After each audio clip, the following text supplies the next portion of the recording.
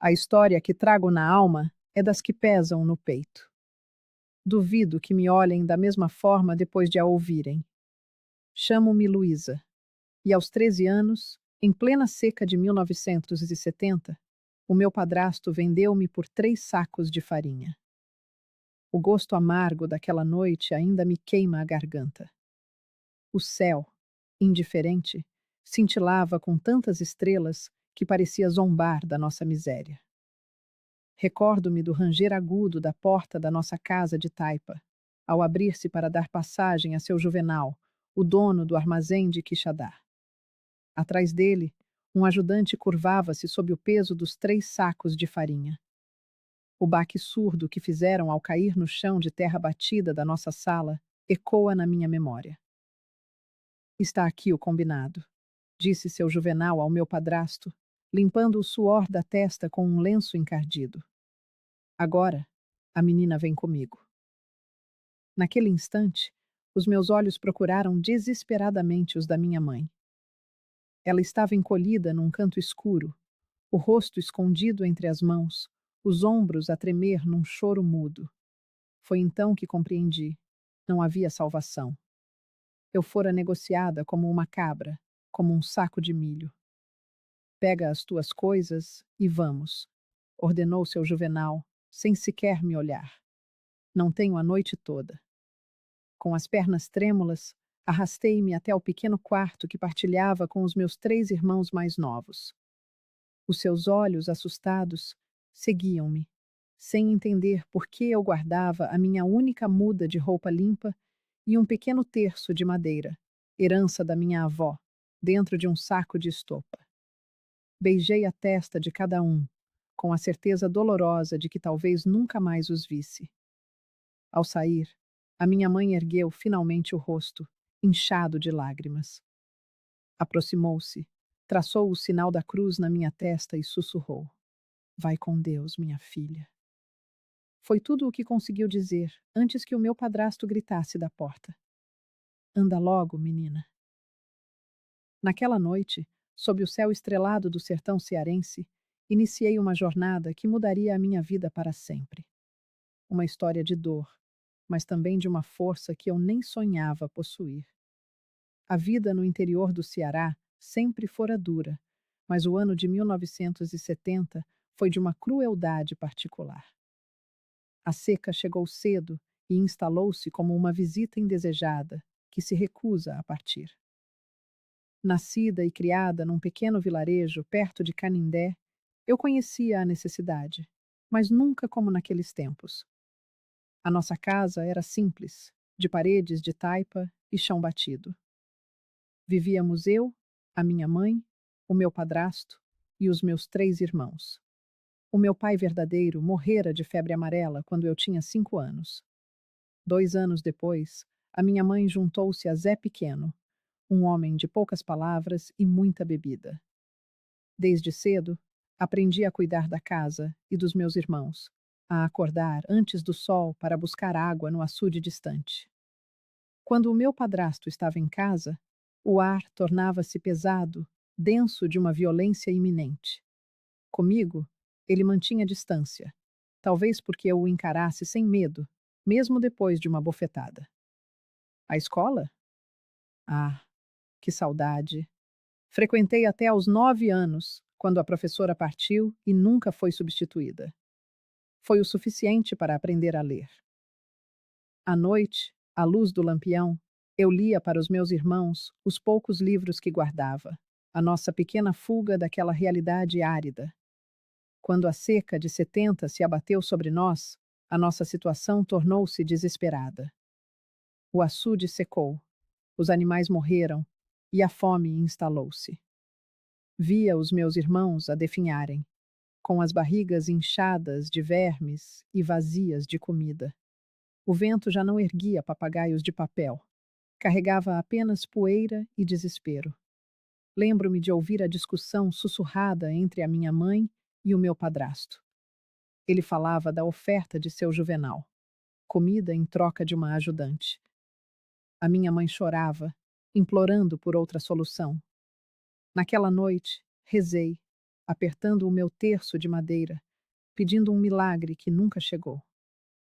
A viagem na carroça de seu Juvenal, sob o luar do sertão, foi um pesadelo aos solavancos. Sentia o mundo a desabar sobre os meus ombros de menina. À medida que nos afastávamos, as luzes fracas das lamparinas do meu vilarejo desapareciam no horizonte, como estrelas a serem engolidas pela escuridão. Vais gostar de Quixadá, menina, disse seu Juvenal, quebrando o silêncio. A sua voz rouca não combinava com as palavras quase amigáveis. Na minha mercearia, vais aprender um ofício. É melhor do que morrer de fome naquele fim de mundo. Eu não respondi. Uma pergunta martelava na minha cabeça, um prego a ser cravado no coração. Será que 3 sacos de farinha valiam mais do que uma filha? Mas não penses que vai ser fácil, continuou ele, o tom agora mais duro. Vais trabalhar para pagar o que dei ao teu padrasto. Comida e um teto terás, mas vais ter que suar. Chegamos a Quixadá, perto da meia-noite. A mercearia de seu Juvenal era um prédio de 2 andares. Em cima, a casa onde ele vivia com a esposa, Dona Neuza, uma mulher magra e de olhar desconfiado, que me recebeu com uma expressão de desaprovação. É esta a menina? Perguntou ela, medindo-me de cima a baixo. Está magra que nem uma vara. Será que aguenta o serviço? Tem que aguentar, respondeu seu Juvenal. Dei 3 sacos de farinha por ela. Levaram-me a um quartinho nos fundos, úmido e com cheiro a mofo, onde mal cabia um catre velho.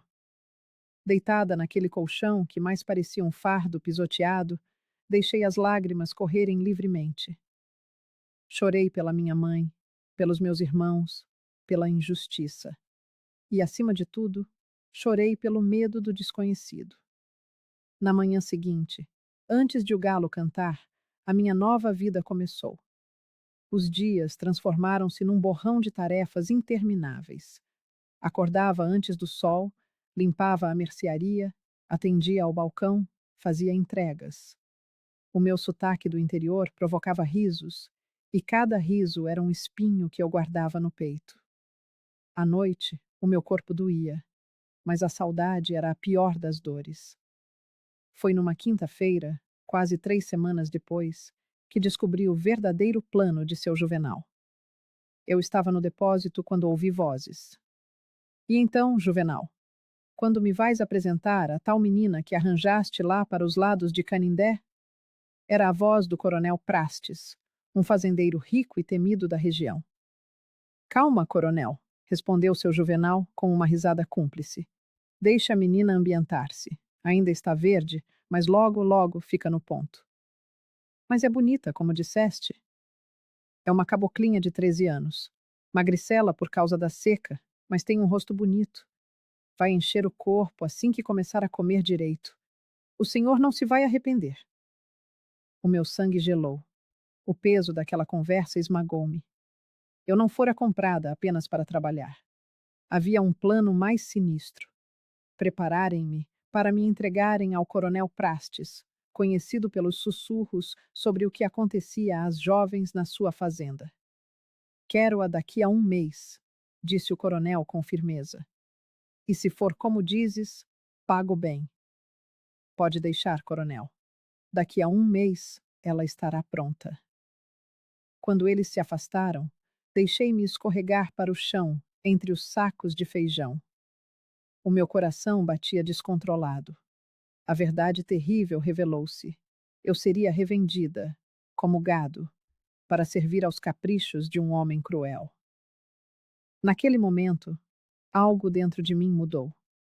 O medo deu lugar a uma determinação feroz. Eu não seria mercadoria. De alguma forma, tinha de escapar.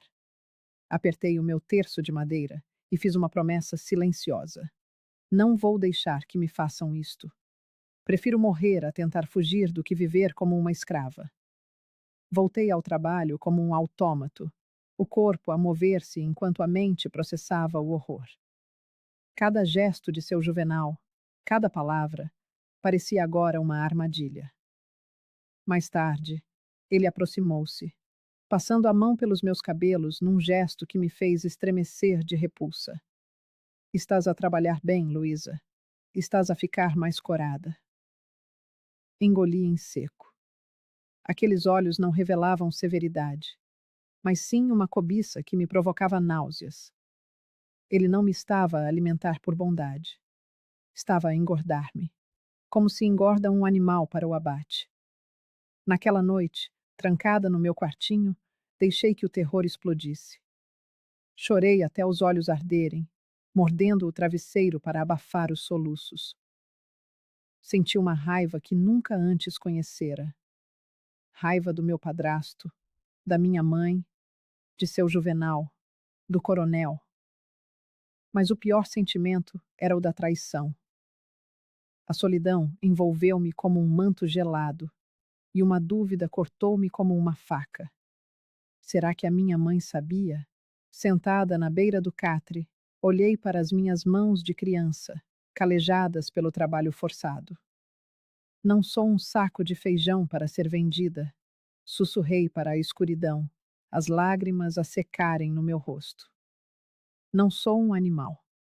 Aquela noite foi a mais longa da minha vida, e nela, a menina assustada começou a morrer, para que outra coisa, mais forte, pudesse nascer. O sono me era negado, refém do medo e da angústia que me devoravam por dentro. Cada estalo da madeira velha era um passo no escuro. Cada ruído noturno da cidade estranha, uma ameaça que me fazia saltar na cama estreita. Fantasmas de um futuro terrível assaltavam minha mente, pintando quadros vívidos do que me aguardava na fazenda do coronel Praxedes. Pela primeira vez, a ideia de fugir fincou raízes em meu desespero. Mas para onde? Como sobreviveria, sozinha e sem rumo? E se me pegassem? As histórias sobre meninas fugitivas, que encontravam destinos ainda piores, ecoavam como um presságio. Quando os primeiros raios de sol se infiltraram pelas frestas da janela, encontraram-me exausta, mas não derrotada. Algo mudara. O medo ainda pulsava. Uma ferida aberta, mas ao seu lado brotara uma determinação feroz, uma semente de revolta. Eu não sabia como, mas não seria entregue como um animal. Não seria tratada como propriedade. Naquela manhã, a vassoura em minhas mãos parecia diferente. O chão que eu varria, as prateleiras que eu limpava, tudo adquiriu um novo significado. A mercearia já não era apenas meu local de trabalho. Era a cela de onde eu precisava escapar antes que a sentença final fosse executada. Cada cliente, cada conversa, cada olhar passou a ser um campo de estudo em busca de uma brecha, uma saída, uma fagulha de esperança. Os dias que se seguiram à descoberta do plano de seu Juvenal se tornaram um tortuoso exercício de dissimulação. Por fora, a menina obediente. Por dentro, uma mente em febre, tecendo planos de fuga e sobrevivência. Passei a observar tudo com a atenção de um bicho acuado. Os horários de menor movimento, as rotas das entregas, os rostos que pareciam guardar um pingo de bondade. A mudança mais sutil, e talvez a mais cruel, veio na forma como seu Juvenal e Dona Neuza passaram a me tratar. De repente, minhas porções de comida aumentaram. Dona Neuza me deu um vestido menos surrado. Seu Juvenal, com um sorriso que jamais alcançava os olhos, começou a me ensinar a manusear o dinheiro do caixa. Tu é esperta, menina, ele dizia. Cada gesto de aparente gentileza era como o cuidado que um fazendeiro dedica ao gado antes do abate, um lembrete amargo do meu valor como mercadoria. Até que numa tarde, o próprio diabo entrou pela porta. Coronel Praxedes. Meu corpo inteiro se transformou em pedra. Seus olhos, pequenos e frios, percorreram-me de cima a baixo, com o desinteresse de quem avalia uma peça de carne. É essa a menina, Juvenal? Perguntou, a voz áspera, sem desviar o olhar de mim. Sim, coronel, é ela mesma. Seu Juvenal aproximou-se, pousando em meu ombro uma mão que pesava como chumbo. Luísa, venha cumprimentar o coronel, o homem mais importante destas bandas. Com as pernas bambas e o coração martelando contra as costelas, aproximei-me, murmurando um bom dia, que morreu no ar, os olhos cravados no chão. Olha para mim, menina, ordenou ele. Lentamente, ergui o rosto. Seus olhos eram duas contas escuras e sem vida. Um sorriso rasgou seu rosto, revelando dentes amarelados pelo fumo. Bonita mesmo, disse ele a seu Juvenal, como se eu fosse um objeto incapaz de ouvir ou sentir. Está ficando mais corada. Daqui a pouco está no ponto, como tu disse. O combinado era 1 mês, respondeu seu Juvenal. Falta pouco agora. Tá bom. Vou preparar o quarto dela lá na sede. O coronel virou-se para mim outra vez. Tu vai gostar da fazenda, menina. Lá tem comida boa, espaço. Melhor que esta mercearia apertada. Um nó se formou em minha garganta, sufocando qualquer resposta. Ele riu, interpretando meu silêncio como timidez. Assim que ele saiu, corri para o depósito e vomitei. A náusea não era do estômago, vinha da alma, um asco profundo por aqueles homens e pelo destino que me impunham.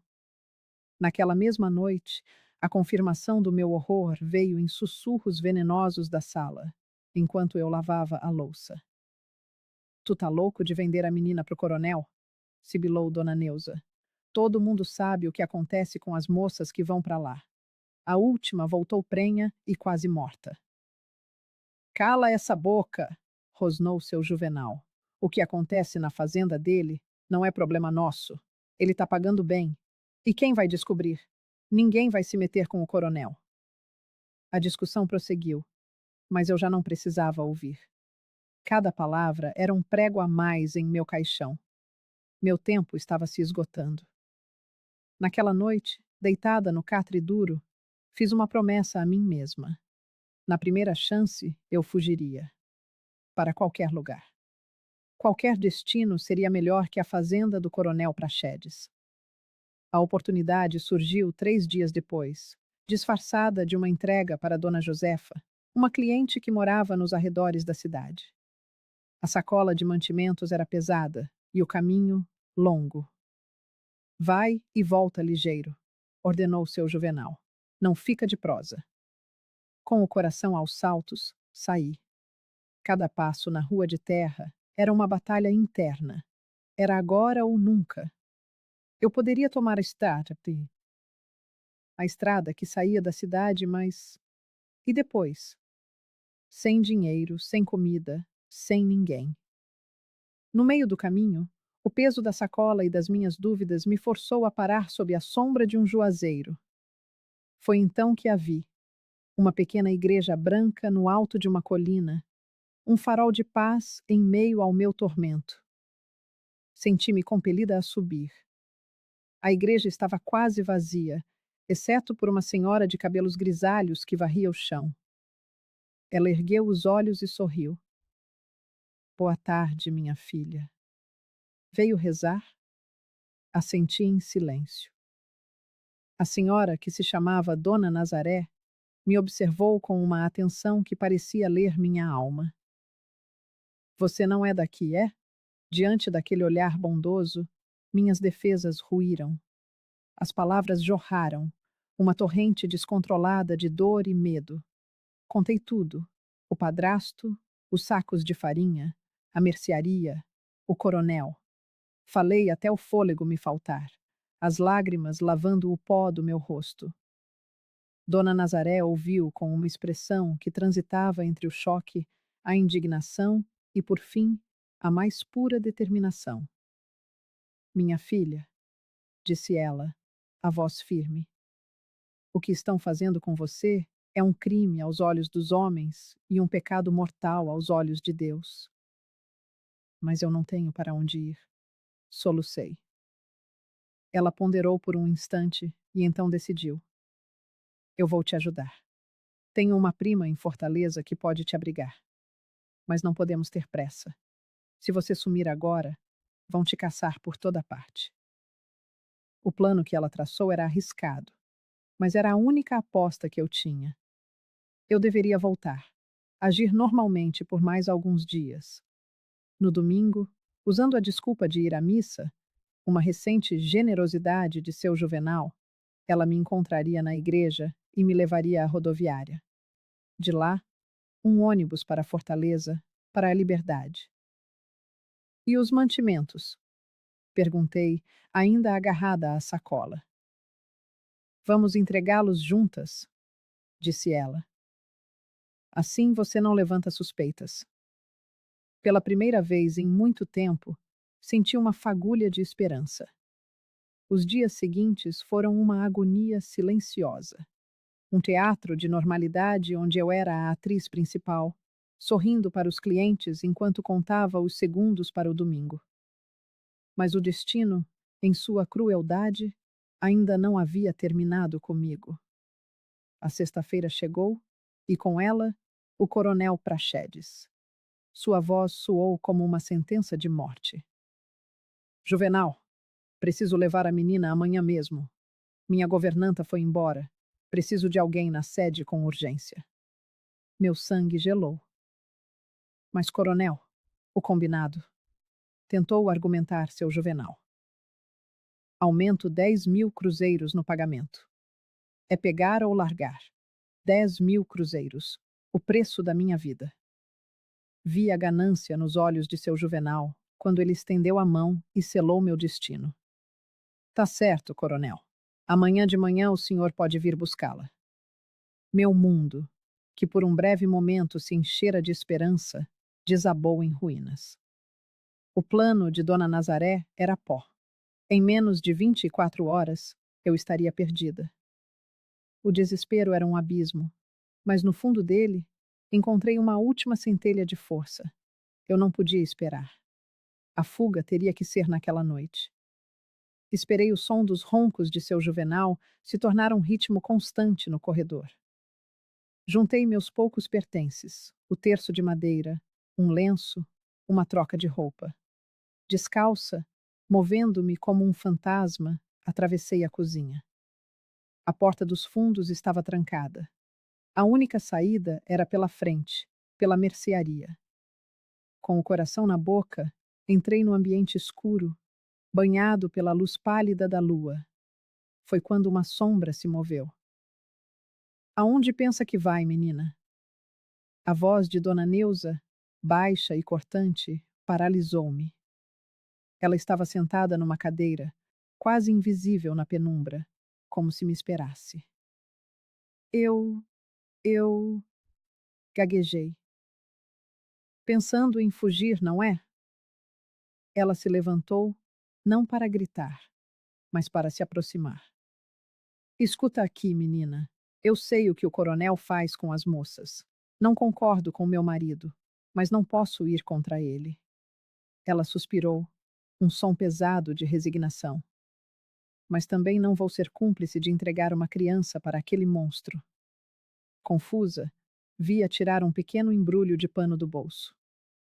Aqui tem dinheiro para uma passagem até Fortaleza.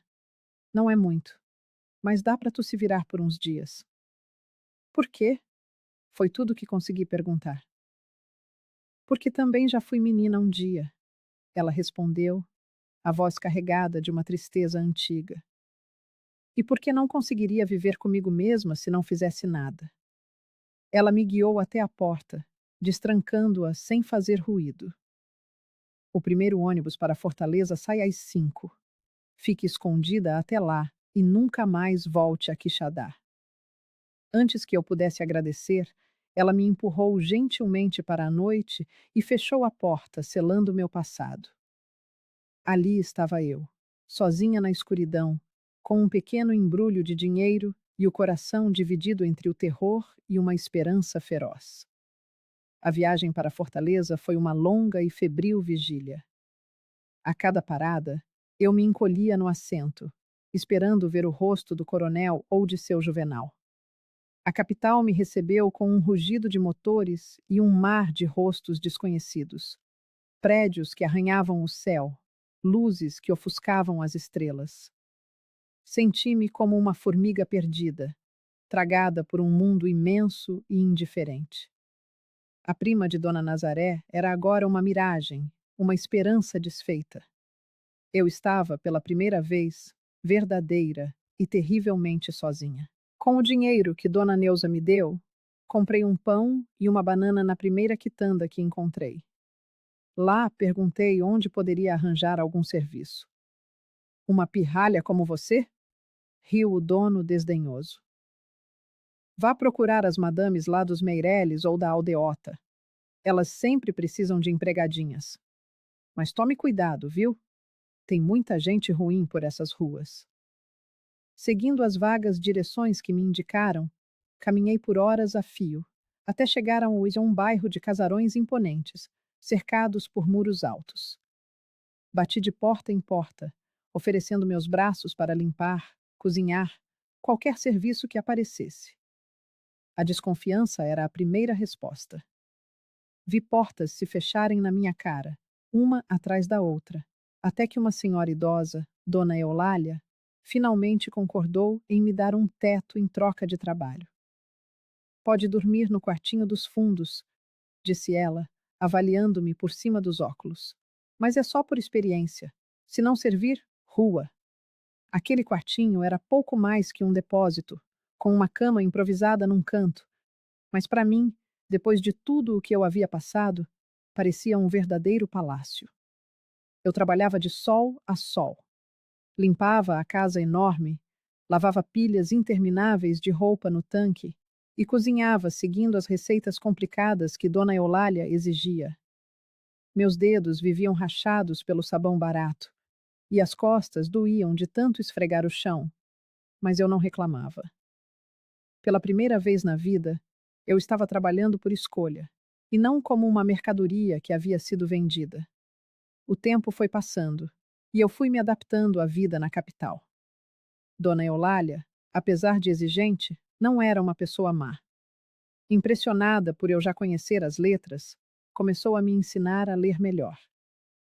À noite, depois que ela se recolhia, eu me debruçava sobre os livros velhos que encontrava na estante da sala, decifrando palavras, ampliando meu mundo, sonhando com um futuro que eu mal podia imaginar. Um dia, enquanto fazia compras para Dona Eulália no mercado, esbarrei numa senhora, que deixou cair todas as suas sacolas.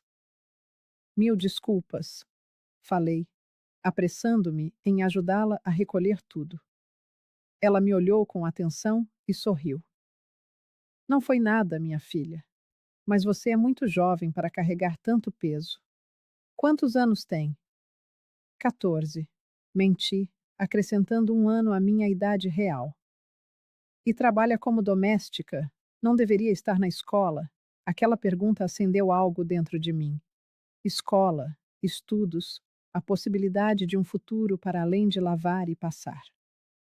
Contei a ela um pouco da minha história, omitindo os detalhes mais sórdidos sobre seu Juvenal e o coronel, mencionando apenas que viera do interior para trabalhar. A senhora, que se apresentou como professora Regina, ouviu tudo com uma mistura de atenção e indignação crescente. Olhe, minha filha, trabalhar não é vergonha nenhuma, mas uma menina da sua idade precisa estudar. Há uma escola noturna onde dou aulas. Por que não aparece por lá? Podemos conseguir sua matrícula? A ideia de voltar a estudar acendeu uma luz dentro de mim que eu nem sabia que existia. Naquela mesma noite, falei com Dona Eulália sobre meu desejo. Escola? Ela franziu a testa, desconfiada. E quem vai lavar a louça do jantar? Quem vai passar as minhas roupas? Posso fazer tudo antes de ir, prometi, a voz carregada de desespero. Acordo mais cedo, durmo mais tarde, faço o que for preciso. Eu só quero estudar. Depois de muita negociação, Dona Eulália cedeu. Eu poderia ir à escola 3 noites por semana, contanto que todo o serviço estivesse impecável. Assim começou a minha jornada de estudos, abrindo portas que eu jamais imaginaria possíveis para uma menina vendida por 3 sacos de farinha. Os meses se passaram e, lentamente, fui construindo uma nova vida em Fortaleza. A escola noturna tornou-se meu refúgio, minha esperança. A professora Regina me tomou sob sua proteção, impressionada com minha sede de conhecimento. Nas horas vagas, eu devorava os livros que ela me emprestava, viajando para mundos distantes, descobrindo ideias que jamais teriam chegado ao meu pequeno vilarejo. No entanto, o medo nunca me abandonou por completo. Muitas vezes, ao cruzar com um homem que lembrasse seu Juvenal ou o Coronel Praxedes, meu coração disparava e eu me encolhia, procurando uma sombra para me esconder, temendo ser reconhecida e arrastada de volta. Nos pesadelos que ainda me assombravam, eu corria por campos de terra rachada, perseguida por sombras que tentavam me jogar de volta num saco de farinha. Trabalhei na casa de Dona Eulália por quase 2 anos. Com o tempo, nossa relação evoluiu de patroa e empregada para algo mais próximo de avó e neta. Ela se orgulhava dos meus progressos na escola e até começou a me pagar um pequeno salário, que eu guardava religiosamente numa lata de goiabada debaixo do colchão. Foi nesse período que conheci Mestre Antônio, um carpinteiro que fazia reparos na casa. Um homem simples, mas de grande sabedoria. Ele ficou impressionado ao me ver lendo um livro durante meu intervalo. Não é todo dia que se vê uma mocinha como você interessada em livros, comentou ele. Quero ser professora um dia, confessei, revelando um sonho que, até aquele momento, eu mal ousava admitir para mim mesma. Mestre Antônio sorriu. É um bom sonho, mas sabia que também dá para ganhar dinheiro com esse seu talento para as letras? Ele me explicou que precisava de ajuda com orçamentos e recibos, já que mal sabia assinar o próprio nome. Assim, comecei meu segundo trabalho, ajudando o mestre Antônio com seus papéis. O dinheiro que eu ganhava ia direto para uma minha latinha, alimentando um plano que começava a tomar forma na minha mente. Quando completei 16 anos, tomei uma decisão. Voltaria a Canindé para buscar meus irmãos. A falta de notícias deles me corroía por dentro. Eu precisava saber se estavam bem. Mas havia um problema. E se seu Juvenal ou o Coronel Praxedes descobrissem meu retorno? A ideia me aterrorizava, mas o desejo de rever minha família era mais forte. Compartilhei meus planos com a professora Regina, que logo se preocupou. É perigoso, Luísa, alertou ela. Esses homens podem estar te procurando. Tráfico de pessoas é um crime sério, e eles não vão querer uma testemunha andando por aí. Mas eu preciso saber dos meus irmãos, insisti. Não posso viver em paz sem saber. Depois de muita discussão, ela sugeriu uma alternativa. Conhecia uma assistente social que poderia ir a Canindé e procurar minha família discretamente. A ideia era sensata, mas algo dentro de mim resistia. Era uma questão de dignidade, de enfrentar o passado. Agradeço a preocupação, professora, mas preciso ir pessoalmente. Já fugi uma vez por medo. Agora, preciso enfrentar o que deixei para trás. Enquanto eu juntava coragem e dinheiro para a viagem, um acontecimento inesperado mudou tudo. Estávamos em 1974, anos depois de eu ter sido vendida, quando li no jornal para Dona Eulália uma notícia que me gelou o sangue. Fazendeiro de Quixadá morto em conflito por terras. O artigo, pequeno, na página policial, relatava que o coronel Heitor Praxedes fora encontrado morto em sua fazenda. Não soube se sentia alívio ou medo. Por um lado, um dos meus algozes não poderia mais me fazer mal. Por outro, será que seu Juvenal, agora sem o seu cliente, me procuraria com mais afinco para me vender a outro? A notícia reacendeu todos os meus temores. Os pesadelos voltaram com força. Durante o dia, cada rosto desconhecido na rua parecia uma ameaça. A professora Regina percebeu minha angústia. Luísa, você não pode viver assim, dividida entre o medo do passado e o desejo de construir um futuro. precisa resolver isso de uma vez. Ela tinha razão. Estava na hora de confrontar os fantasmas. Com a Jo. Com a ajuda dela e as economias que juntei, preparei-me para voltar a Canindé. Eu não sabia o que encontraria, mas sabia de uma coisa. Eu não era mais a menina assustada. Era uma jovem que havia lutado, estudado e construído a própria dignidade. A viagem de volta a Canindé foi como um retorno no tempo. O ônibus sacolejava na estrada de terra, levantando uma poeira vermelha que cobria tudo como um manto. Pela janela, eu observava a paisagem seca do sertão, mandacarus como sentinelas, a terra rachada contando histórias de sofrimento. Era agosto de 1974, e mais uma seca castigava o Ceará. A menina de 13 anos, vendida por 3 sacos de farinha, não existia mais.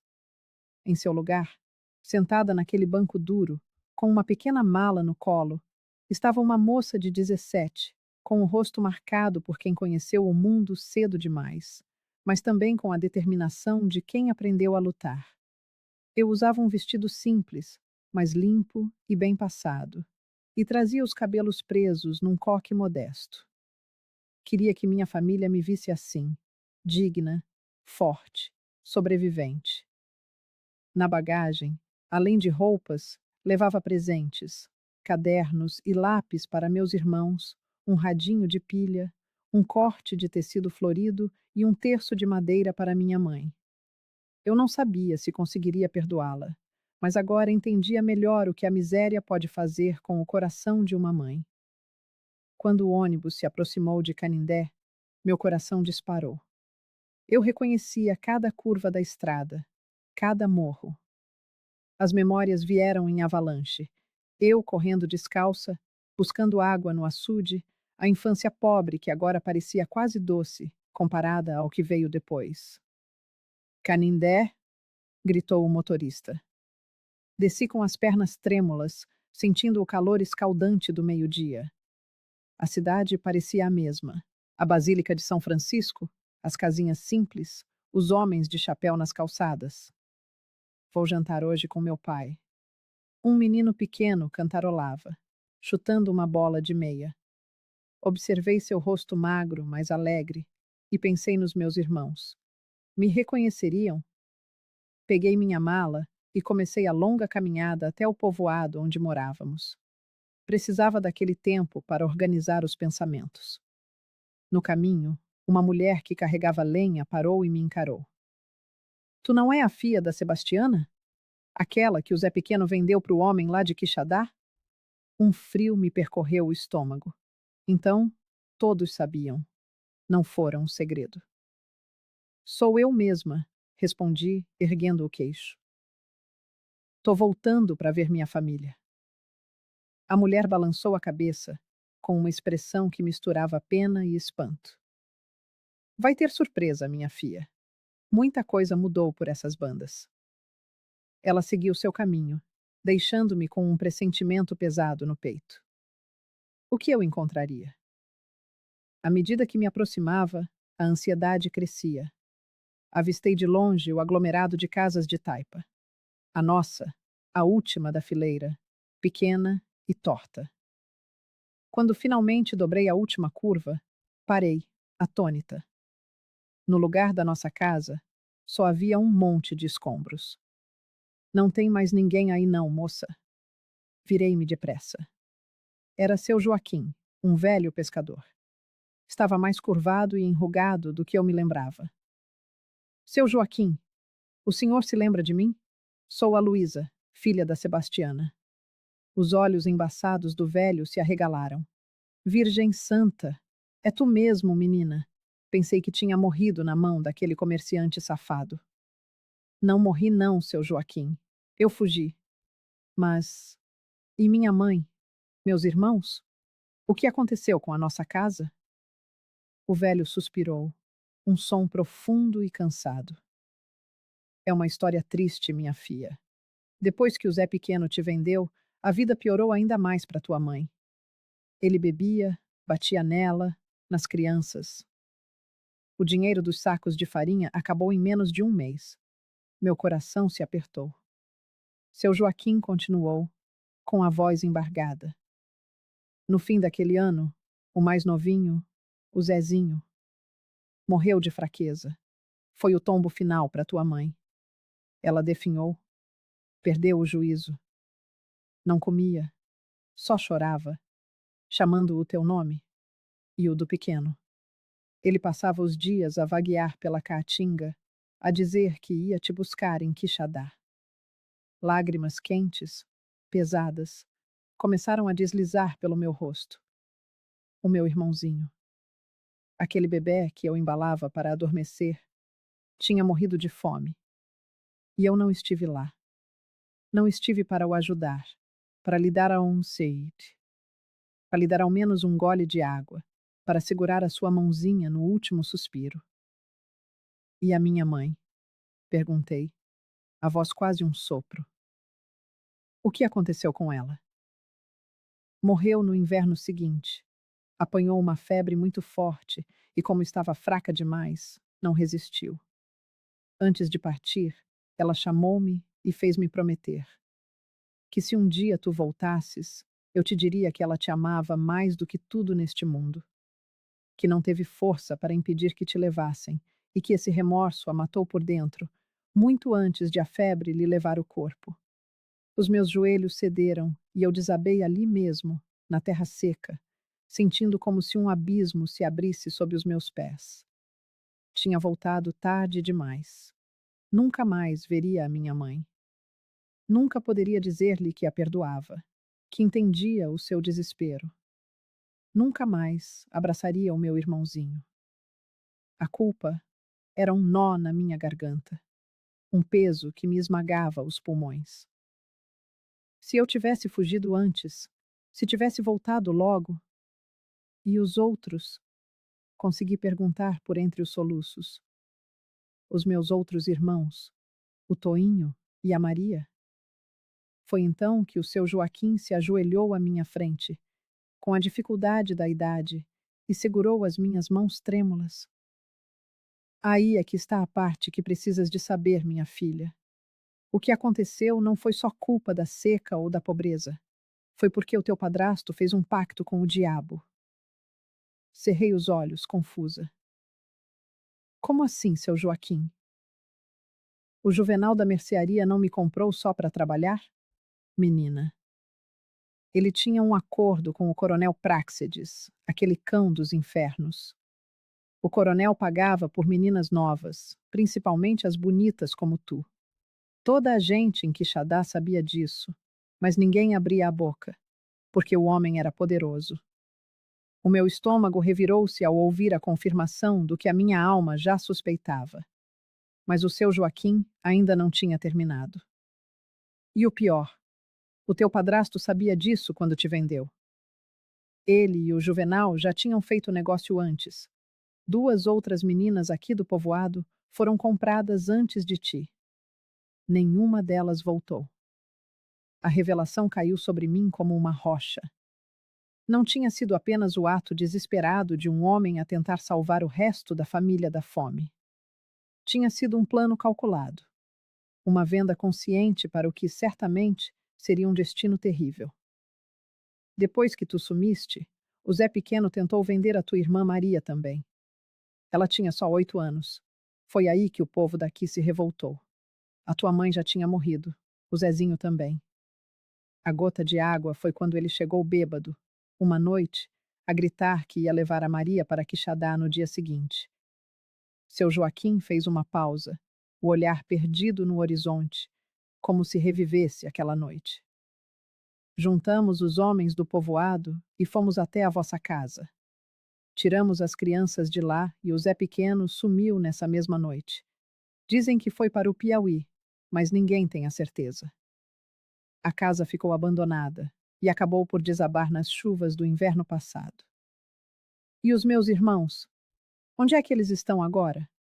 Perguntei, pondo-me de pé num salto, um misto de desespero e esperança renovada a tomar conta de mim. Seu Joaquim sorriu pela primeira vez, Um sorriso desdentado, mas genuíno. Estão bem, graças a Deus. Depois do que aconteceu, a comadre Dalva, que já tinha 5 filhos, acolheu-os. É boa pessoa, trata os dois como se fossem dela. Avô, avô, o almoço está pronto. Uma voz infantil interrompeu a nossa conversa. Uma menina de uns 10 anos corria na nossa direção. Parou ao ver-me, curiosa. Quem é esta moça, avô? O meu coração quase parou ao reconhecer aqueles olhos, os mesmos da minha mãe. Os mesmos que eu via todas as manhãs no pequeno espelho de Dona Eulália. Maria, sussurrei, mal acreditando. Maria, sou eu, a Luísa, a tua irmã. A menina olhou-me, perplexa. Depois, o seu rostinho iluminou-se com um reconhecimento súbito. Luísa? A Luísa que foi embora. A mãe Dalva disse que um dia ias voltar. Em segundos, ela correu e saltou para os meus braços. Apertei-a contra o meu peito, incapaz de conter as lágrimas, que agora eram de alegria misturada com a dor. Ela estava viva. Estava bem. Tinha crescido. Vamos, vamos. O Toinho vai ficar louco quando te vir. Ela pegou na minha mão, tentando puxar-me. Espera um pouco. Deixa-me dizer mais uma coisa à tua irmã, interrompeu o seu Joaquim. Luísa, há mais uma coisa que precisas de saber. Quando soubemos o que tinha acontecido contigo e com as outras meninas, um grupo daqui foi até Quixadá dar parte à polícia. Ninguém acreditou em nós, claro. Mas um repórter de um jornal de Fortaleza interessou-se pela história. Ele escreveu sobre o coronel Práxides e o esquema de compra de meninas. Foi aí que começou a derrocada do coronel. Fiquei atônita. Então a morte do coronel Práxides que eu tinha visto no jornal não fora apenas por um conflito de terras? A revolta dos trabalhadores na fazenda dele foi só o rastilho, minha filha. Ele já estava a ser investigado. Já tinha perdido muito do poder que tinha. Foi esse repórter, junto com algumas pessoas de Fortaleza, que começaram a procurar as meninas que tinham sido vendidas para ver se alguma tinha sobrevivido. E encontraram alguma? Perguntei hesitante. Só uma, que tinha sido mandada para o Maranhão. Das outras, nenhum rasto. Ele segurou o meu braço com uma força surpreendente para a sua idade.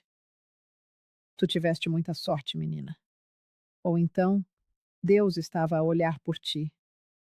Maria, impaciente, puxava a minha mão. Vamos logo, Luísa. O Toinho nem vai acreditar. Deixei-me conduzir pela minha irmãzinha, que agora era quase uma mocinha, sentindo um turbilhão de emoções que mal conseguia processar. A dor pela perda da minha mãe e do meu irmão mais novo. A raiva pelo que o meu padrasto tinha feito, não por desespero, mas por cálculo frio. A gratidão pela comunidade que tinha salvo os meus irmãos. O alívio por saber que o coronel Práxides já não poderia fazer mal a nenhuma outra menina. Chegamos a uma casa simples, mas bem cuidada, com um pequeno quintal onde galinhas ciscavam a terra. No terreiro, um menino de uns 12 anos cortava lenha com um machado pequeno, concentrado na tarefa. Toinho! Toinho! Olha quem chegou! Gritou Maria, a saltitar de alegria. O meu irmão levantou os olhos, confuso no início, e depois paralisado pelo choque. O machado escorregou da sua mão e caiu na terra. Ele fitou-me longamente, como se visse um fantasma. Luísa? Perguntou ele finalmente, a voz embargada. És mesmo tu? Abri os braços, incapaz de falar através do nó na garganta. O meu irmãozinho, que eu carregava no colo quando saí de casa, era agora quase um homenzinho. Ele correu até mim e abraçou-me com força, a soluçar contra o meu peito. O reencontro com os meus irmãos foi como encontrar partes de mim mesma que tinha perdido naquela noite em que fui arrancada de casa.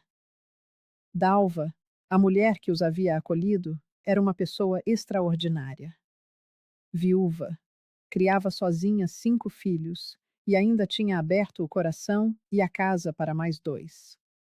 Recebeu-me com um abraço apertado e olhos marejados. Sempre acreditei que um dia tu voltarias, disse ela, servindo-me um caldo de feijão com rapadura. Contava-lhes histórias sobre ti, ainda pequenos, para que não se esquecessem da irmã mais velha. Durante as semanas que passei em Canindé, fui reconstruindo os pedaços do meu passado que haviam ficado para trás. Visitei o túmulo simples, onde a minha mãe e o meu irmãozinho Zezinho estavam enterrados, lado a lado. Chorei todas as lágrimas que tinha guardado. Falei tudo o que precisava de dizer, mesmo sabendo que eles não me podiam ouvir. Toinho e Maria contaram-me como tinha sido a vida depois da minha partida. Os dias de fome, as noites de terror quando o meu padrasto chegava bêbado, a doença da minha mãe.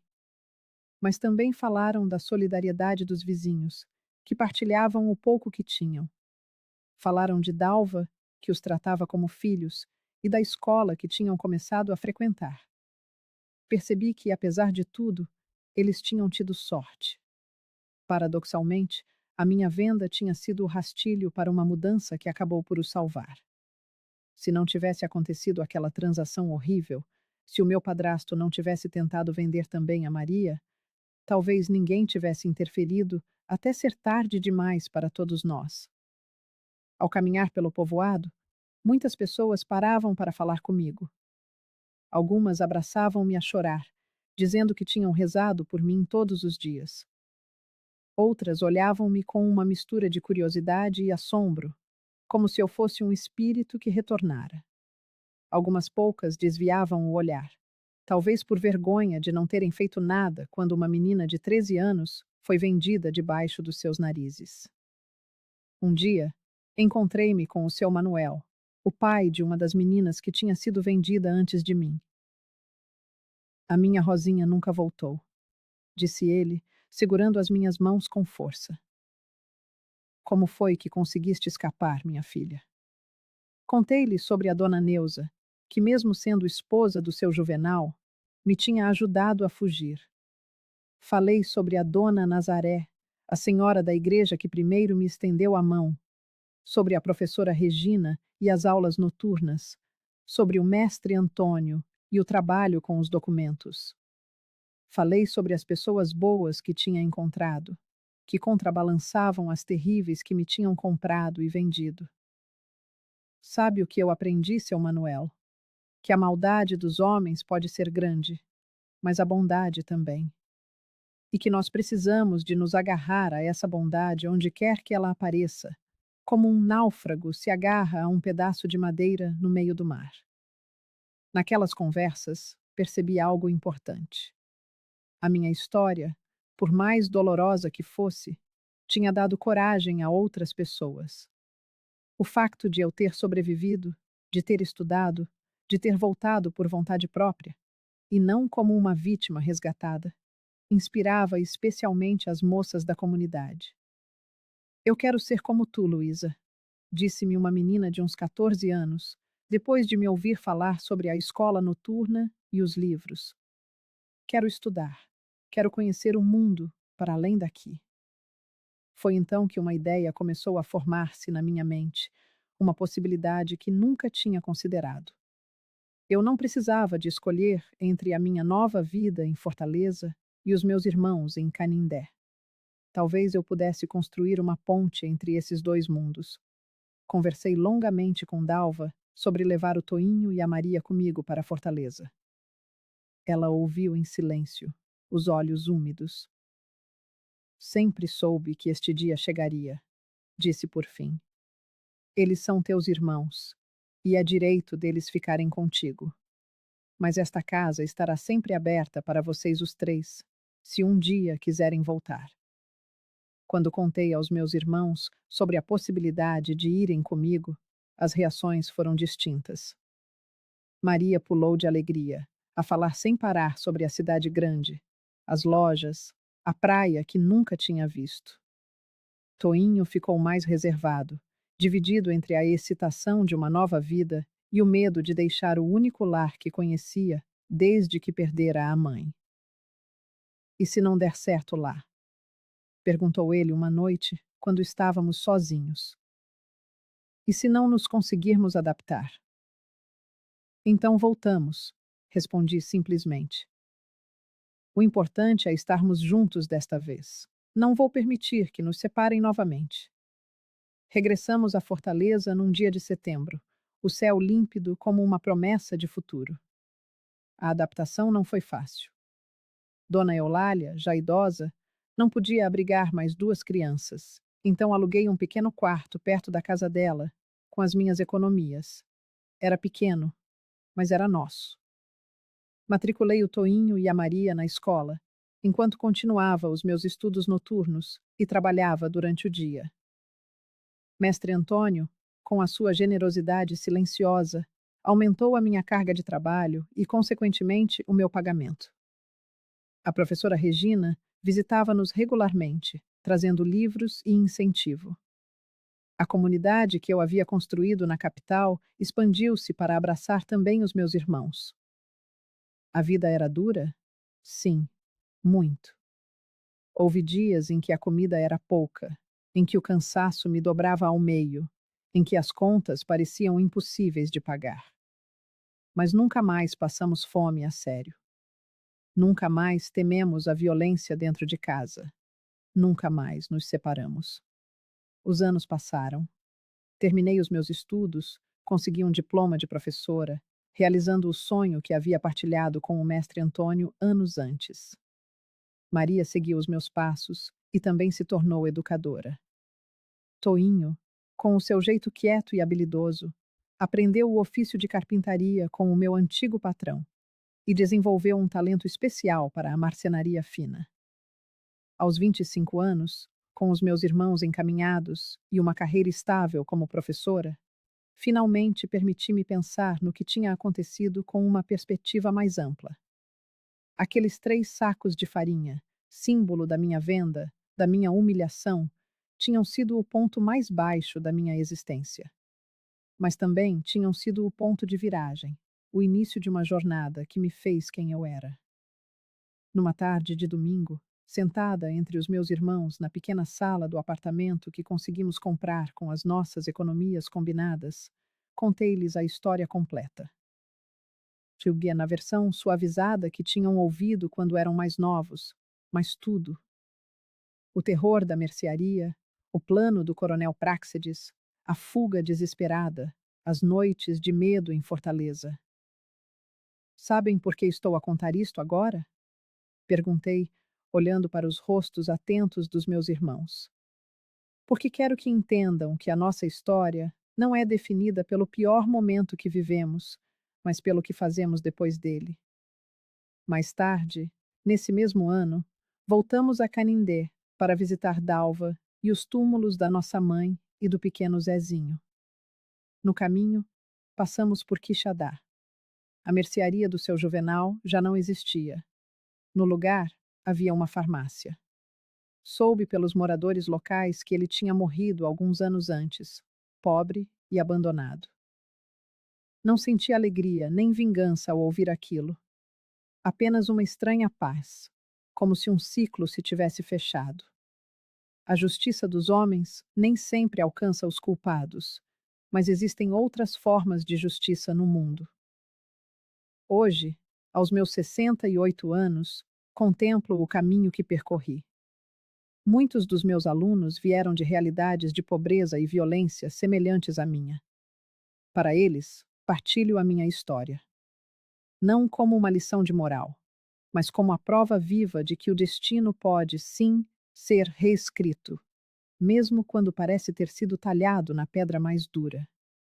Vi meus irmãos me darem sobrinhos, e estes, por sua vez, me presentearam com sobrinhos netos. Nossa família, que a fome e a ganância quase destruíram, renasceu, floresceu e se multiplicou. Nos encontros de família, quando os pequenos se reúnem ao nosso redor e perguntam sobre o passado, não falamos apenas da dor. Falamos da superação, da força que descobrimos em nós mesmos e das almas boas que nos estenderam a mão quando mais precisávamos. Se me perguntarem se perdoei meu padrasto por ter me vendido por 3 sacos de farinha, a verdade é que não sei responder. Há feridas que jamais cicatrizam por completo. Mas aprendi a não permitir que o veneno do ódio e do ressentimento consumisse a luz que ainda restava em mim.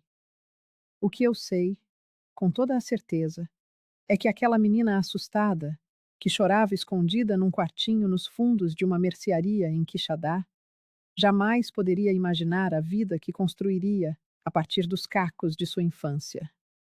Jamais imaginaria que aprenderia a ler e a escrever tão bem a ponto de ensinar outros, que criaria seus irmãos com uma dignidade inabalável, que um dia teria sua própria casa, com estantes repletas de livros e uma mesa grande e farta, onde todos se sentariam para comer e partilhar histórias.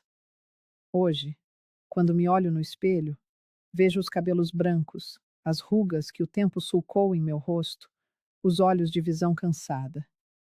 Mas vejo, acima de tudo, a força daquela menina. A menina que se recusou a ser mercadoria e que reescreveu seu próprio destino, palavra por palavra, passo a passo. E se você, que me ouve agora, também carrega suas próprias feridas, suas próprias vendas por sacos de farinha, quero que saiba de uma coisa.